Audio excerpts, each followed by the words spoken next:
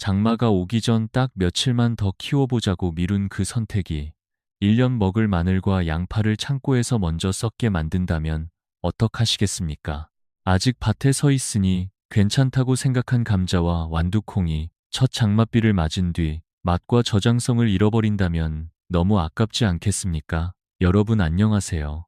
시니어 만들기에 오신 것을 진심으로 환영합니다. 오늘도 귀한 시간 내어 함께 해주셔서 고맙습니다. 아직 구독하지 않으셨다면 앞으로의 텃밭 이야기를 놓치지 않도록 구독도 살짝 눌러주시면 큰 힘이 됩니다. 저는 해마다 장마가 오기 전이면 밭에서 가장 먼저 남은 작물을 살펴봅니다. 이때 중요한 것은 단순히 많이 수확하는 일이 아닙니다.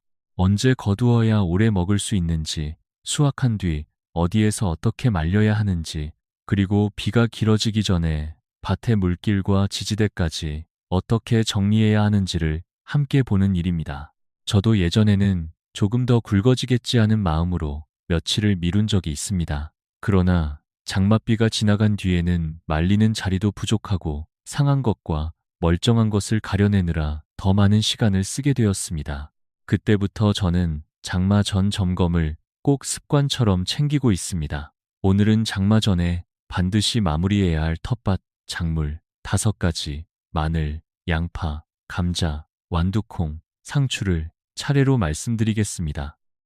겉으로는 아직 하루 이틀 더 자랄 것처럼 보여도 땅속의 습기와 공기 중의 눅눅함은 저장 작물의 힘을 조용히 빼앗아 갑니다. 그래서 장마 전 수확은 서두르는 일이 아니라 봄부터 쌓아온 수고를 지키는 마지막 관리입니다.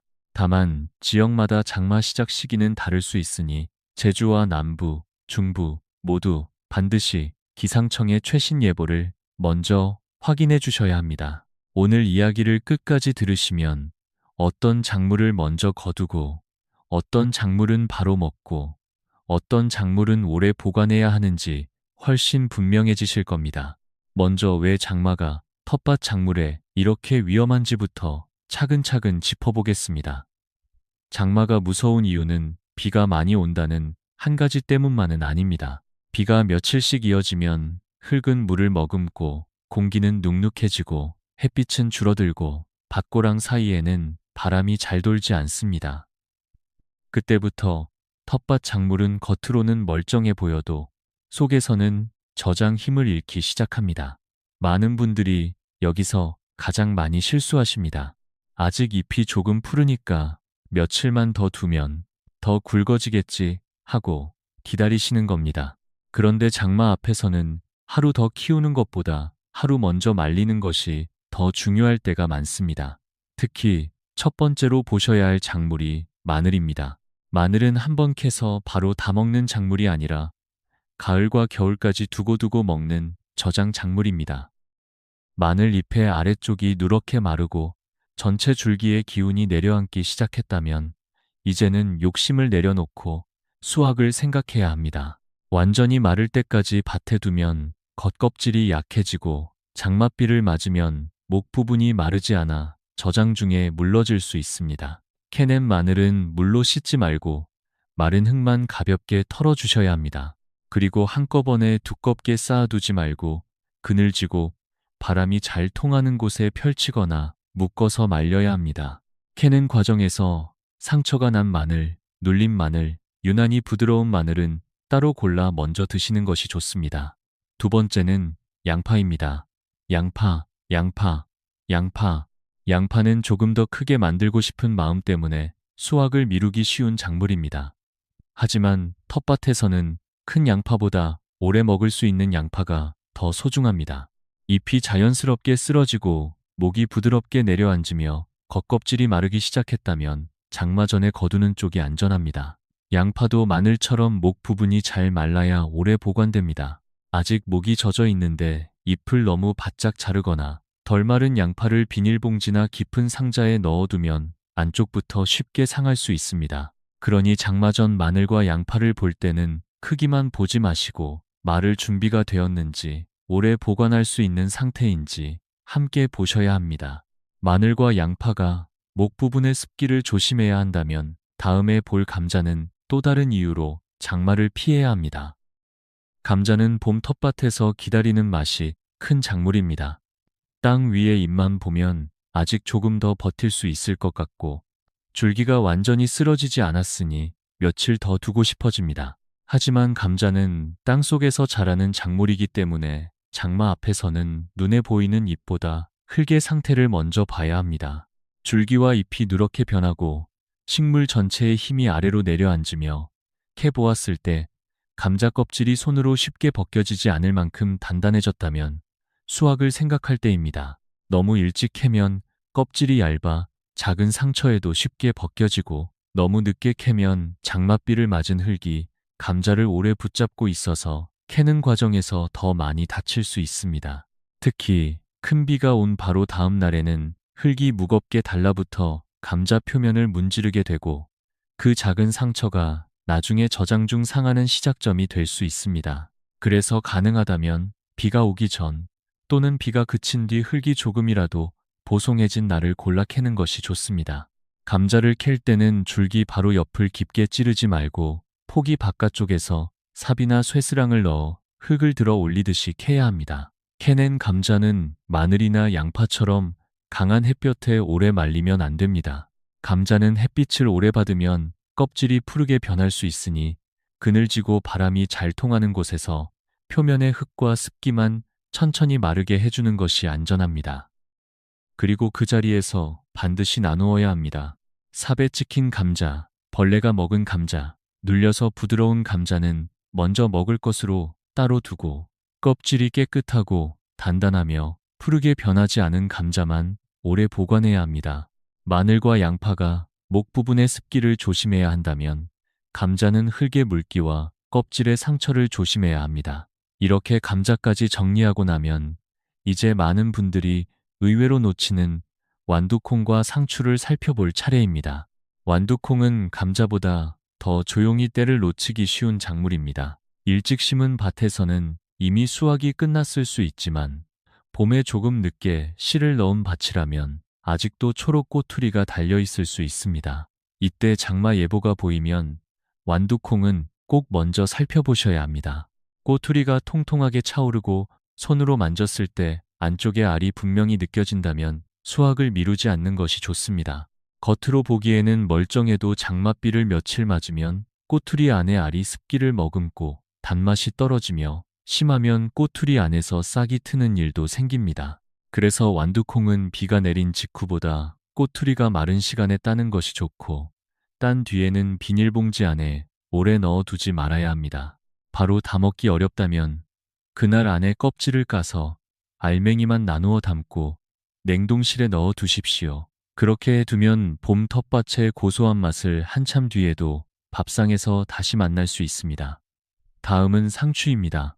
상추는 장마가 오기 전 더운 날씨와 길어진 낮을 만나면 잎을 키우는 힘보다 꽃대를 올리는 힘으로 돌아섭니다. 이때부터 잎은 조금씩 질겨지고 쓴맛도 강해집니다.